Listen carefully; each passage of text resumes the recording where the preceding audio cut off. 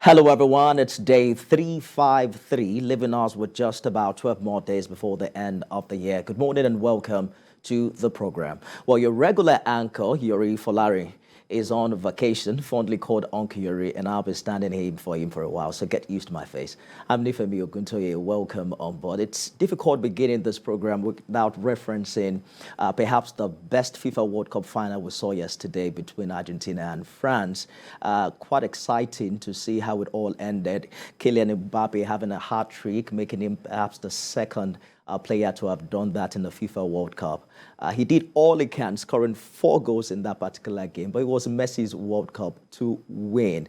That Argentina lifting that trophy for the first time in 36 years is quite historic. Perhaps this is the end to the much debate online about who your real GOAT is, especially when you consider the fact that Messi might be getting an 8th Ballon d'Or. But that's the conversation for yet another day. It's been an exciting Qatar World Cup. If you're not paying attention to the heartbreaking story of how immigrants who worked to build the World Cup are suffering human rights abuse, and that's a conversation we'll definitely have in the coming days. But we also saw an African team reaching the 3rd place, playing the 3rd place match, the first time in history.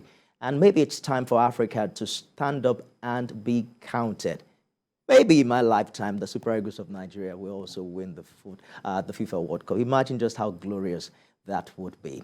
Now, talking about dreams for Nigeria, another dream that most Nigerians have is the ability to use public infrastructure like rail service with both of their eyes shut, knowing fully well that their lives are secure. And that's perhaps the challenge that we've had in the past days. Our attention this morning is turned to securing Nigeria, and we're focusing on train passenger safety. You heard about the train that crashed into a car recently in Abuja, and it's also no longer news that the Kaduna-Abuja rail service has resumed. That's happening some 8 months after a terrorist attack that led to deaths, injuries, and also some abductions. One of the events that really did shape the outgoing year was the attack on the Kaduna-bound train from Abuja sometime on the 28th of March this year.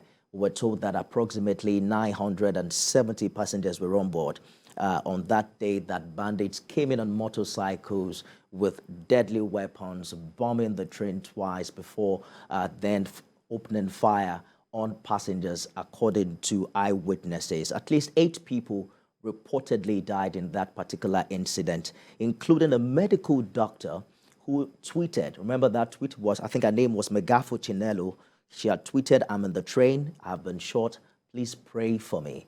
And I saw that tweet and the comments online, perhaps showing how we've lost touch with humanity. Some people actually joking and saying, if you have been shot, why are you still tweeting? It was a black spot on our nation's history. And we'll be talking a lot about how we can ensure passenger safety on the trains, and also looking at security measures being put in place by the federal government aftermath that particular incident. I'm joined this morning, is joining us live from our Abuja studio, is a former spokesperson for the Nigerian Air Force, safety and counterterrorism expert, and is also a workplace safety expert. Group Captain Sadiq Shehu is our guest on this morning. Group Captain, good morning, and thank you for finding time to join us. Good morning to you, and good morning to the viewers. Good to hear from you this morning. I'd like us to begin with some backstories. We'll get to the workplace safety in a short while, but I'd like to also tap in on your security experience, saying that the Abuja-Kaduna train attack was perhaps one of the events that shaped the outgoing year. Authorities have said investigations point to what they call an unholy handshake between bandits and Boko Haram. You recall that the attack itself had taken place 2 days after a similar attack at the Kaduna airport, killing 2 personnel of NAMA and abducting quite a number of other people.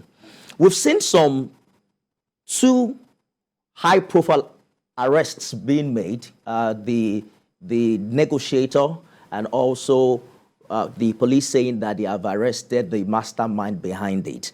Do you think that we know who these enemies of the state are? And how important is this information when we begin to talk about security on the rails? Well, thank you very much. First to say, just like you highlighted, this is a matter, according to the DSS and the police, that's still under investigation. So it may be possible. There are a lot of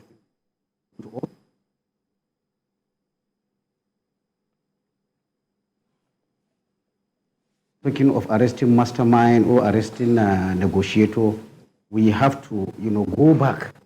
See, attack happened because the perpetrators, recognize some lapses in the security, railway system as we have. I want viewers to understand that for a long time, the railway system in Nigeria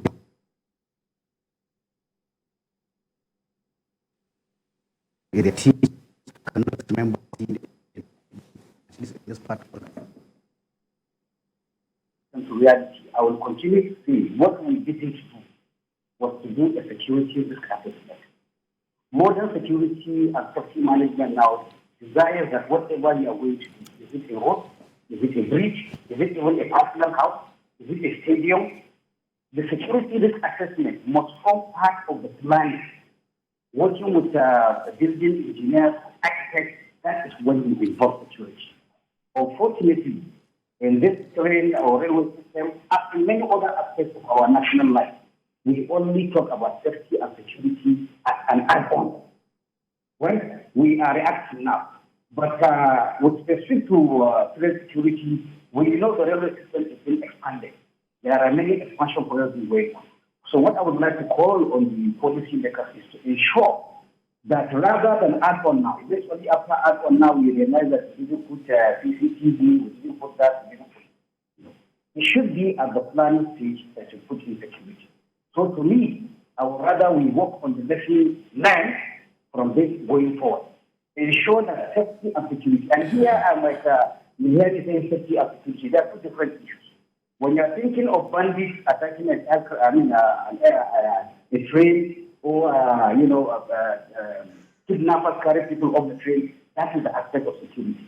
So when we talk about security, we are talking about deliberate acts by either criminals or other terror groups to harm the train system. Then on the other hand, safety, you are talking about something that is not deliberate, something that happens by accident.